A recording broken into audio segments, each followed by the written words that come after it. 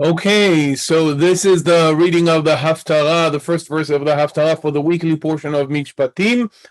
I should say that in most year, the weekly portion of Mishpatim has a different haftarah because it is also the portion of what we call shekalim, uh, the reading of the week before the start of the last month of the Jewish calendar, the month of Adar, before the new year according to the biblical calendar, which starts with Nisan. Again, for different reasons, I'm not getting into it, but usually we read something else. But this is in certain years the verse, and we'll read Jeremiah 34:8.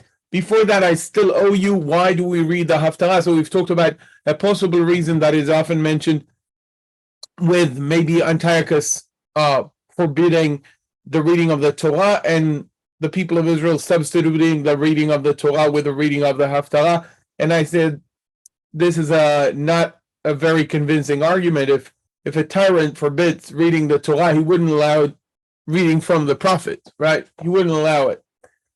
Now, what I think is the reason is, and many have suggested it, is a slow development of this practice that maybe got more systematically common when the Jews wanted to distinguish the difference between them and the Samaritans, who did not accept the prophets as part of the scriptures of the Hebrew people.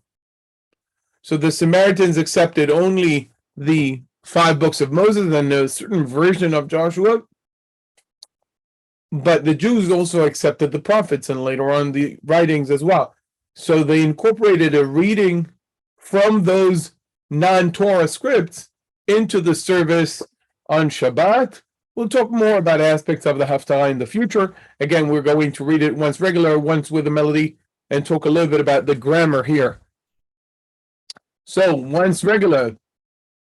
הדבר אשר היה אל ירמיהו מאת אדוני, אחרי קרות המלך צדקיהו ברית את כל העם אשר בירושלים, לקרוא להם דרור. And now with melody. הדבר אשר היה אל ירמיהו מאת אדוני, אחרי קרות המלך צדקיהו ברית את כל העם אשר בירושלים, לקרוא להם דרור. Let's talk a little bit about the grammar here. So, haya. So, haya is a third-person masculine singular form of the kal binyan in the katal conjugation. Historically, the root of haya is hey yod yod. In the lexicons, you'll find it as hey yod hey.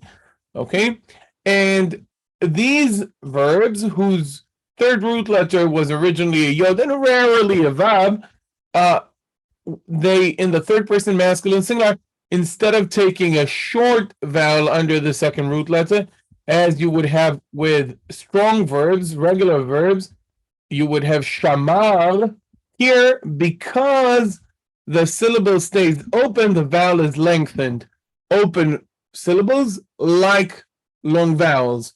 So instead of having the short vowel, the patach, we have the long vowel, the kamat.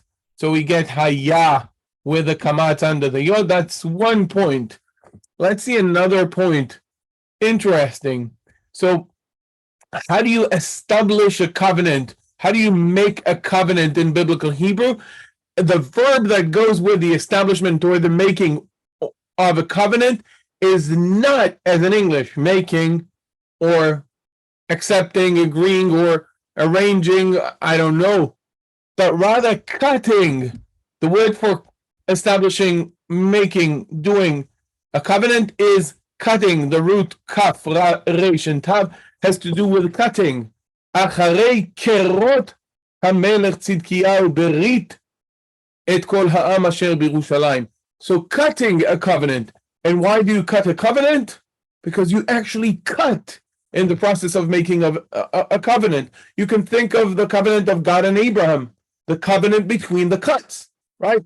God is telling Abraham, take several animals and cut them, and they go between the cuts, exactly as in Jeremiah 34. So you're more than welcome to open that chapter and read about the actual cutting. We also know it from ancient Near Eastern sources, like the Sephira stele, which describes an Aramaic stele, which describes a covenant between two kings and also involves cutting. Cutting is something that is irreversible, okay, and something that might actually reflect what would be visited upon anyone who is not following the covenant. So that's cutting a covenant. And third point, et kol ha'am. The word et is a very common word in biblical Hebrew. If you take all of its occurrences, it's around 12,000 times if you take all of its conjugations and so forth. Usually it marks the definite direct object that follows it, but sometimes it means with. Okay? And that's not the most common use of it, but here it is with. Acharei kerot hamelech Tzidkiyahu berid. After King Zedekiah, as we said, established a covenant, made a covenant, literally cut a covenant with all the people in Jerusalem. Okay, so this is that. There is much more to say about this verse, but let's keep it to that. And I'll see you in the next video.